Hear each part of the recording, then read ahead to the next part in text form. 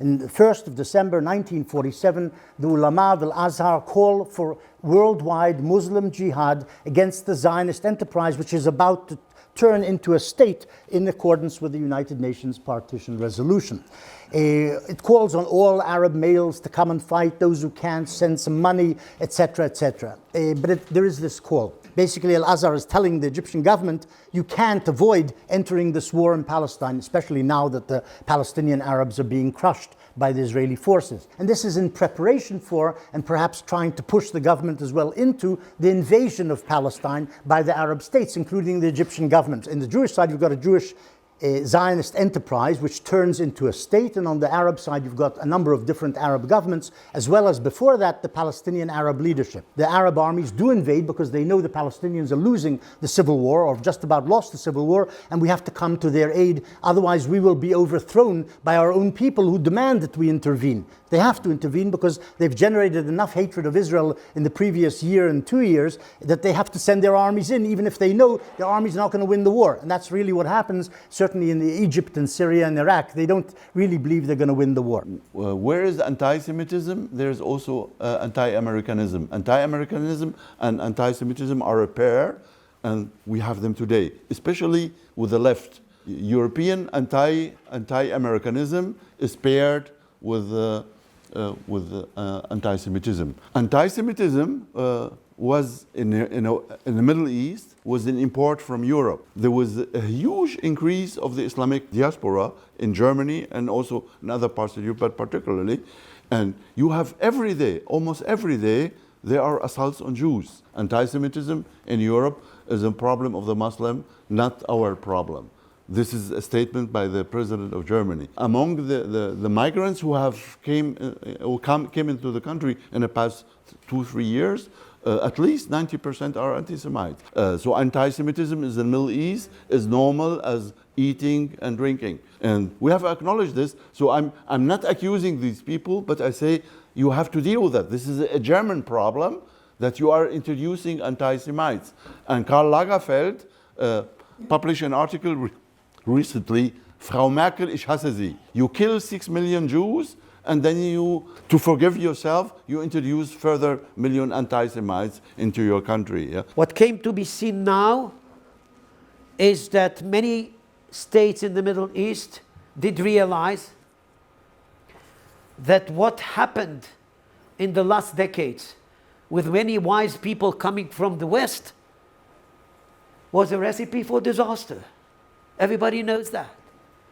So once again, if you would like me actually to talk to Iran, let's make sure that you understand what Iran has in its back mind. Do you know Persian? Do you know Iranian history? Do you understand what is the difference between core and periphery? You can't actually deal with Iran when you are very, very well confined to the idea of who you are. Nobody knows what to do with that. I don't know if Trump knows what to do with that. It's horrible not because Iran is going to be nuclear, because lunatics are going to get nuclear capacity in their hands. And who knows what they have in mind? Who knows?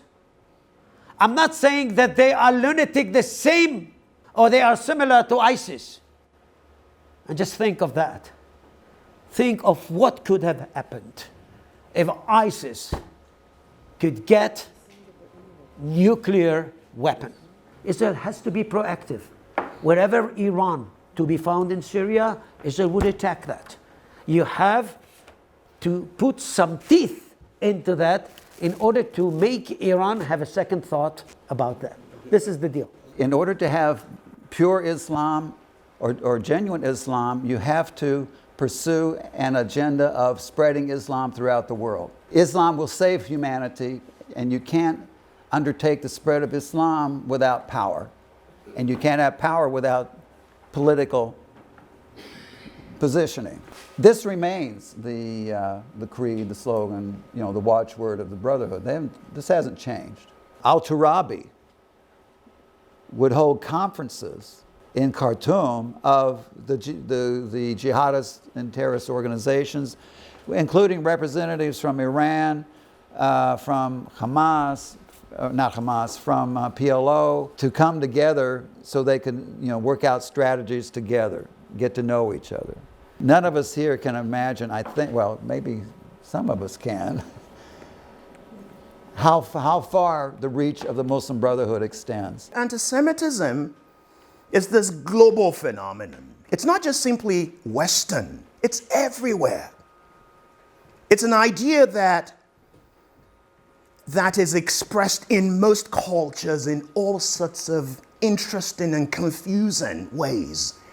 It's oftentimes actually quite subtle, very subtle. It's never really quite blatant, but it's there repeatedly all the time. People who want to do good or do bad will always what? Take doctrines. And all religious texts have it.